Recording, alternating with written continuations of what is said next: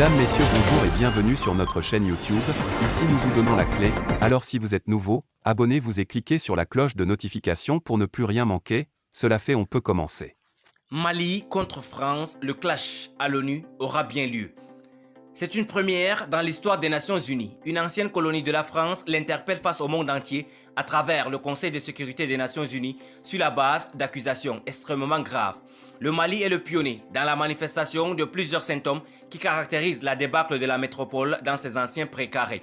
L'affaire est surréaliste. Après plusieurs mois de tension entre les deux pays, le clou du spectacle s'avère être cette accusation de violation de la souveraineté du Mali et de soutien direct au mouvement terroriste contre ce pays. Sans s'attarder sur le dossier d'accusation, nous laissons le soin au Conseil de sécurité des Nations Unies. Nous préférons analyser brièvement des faits incroyables survenus publiquement depuis que ces accusations sont rendues publiques. Au lendemain de la saisine de l'ONU, l'État français, avec en tête son chef Emmanuel Macron, pourtant prompt à défendre son pays face à toute accusation, a brillé par son silence. L'occasion n'a pourtant pas manqué pour lancer des pics. Il annonçait récemment la fin de l'abondance pour les Français à Tebboune, en Algérie. La réplique classique est venue d'un militaire de la force Barkhane qui, sans apporter de démentis convaincants, nous a plutôt servi la même soupe froide de l'écœurement et de la victimisation. C'est une insulte où des Français sont tombés pour sauver le Mali. Pour ceux qui s'attendaient à des démentis sur la base de preuves à la hauteur de celles que le Mali a brandies, la déception fut totale. Pour le moment, 3 questions tournent sur les lèvres. Pourquoi la France fait tout pour empêcher cette réunion? Pourquoi le Mali n'a pas reçu jusqu'à présent une réponse à sa demande? Pourquoi les alliés du Mali n'ont pas communiqué sur le dossier? Par ailleurs, dans ce silence gênant de l'Hexagone, il nous est revenu que tous ces efforts sont déployés au sein de l'ONU pour que cette réunion d'urgence demandée par le Mali n'ait jamais lieu. En effet, Paris n'étant pas capable d'affronter ce dossier d'accusation qui s'avère être en béton armé, s'emploie toutefois à éviter de rallonger la chaîne des précédents fâcheux pour sa diplomatie internationale.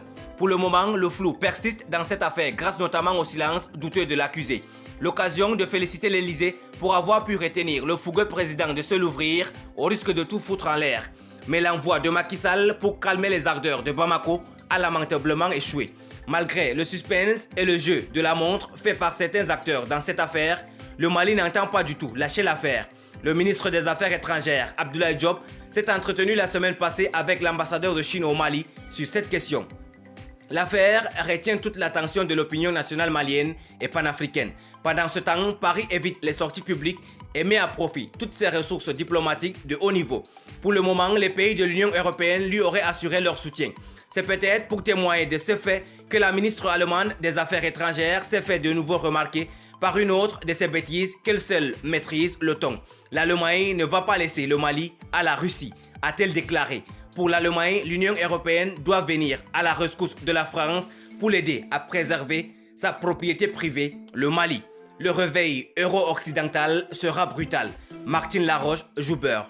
Merci pour votre aimable attention. Si vous êtes nouveau, n'oubliez pas de cliquer sur la cloche de notification et de vous abonner à la chaîne. Merci, à très bientôt pour une nouvelle vidéo.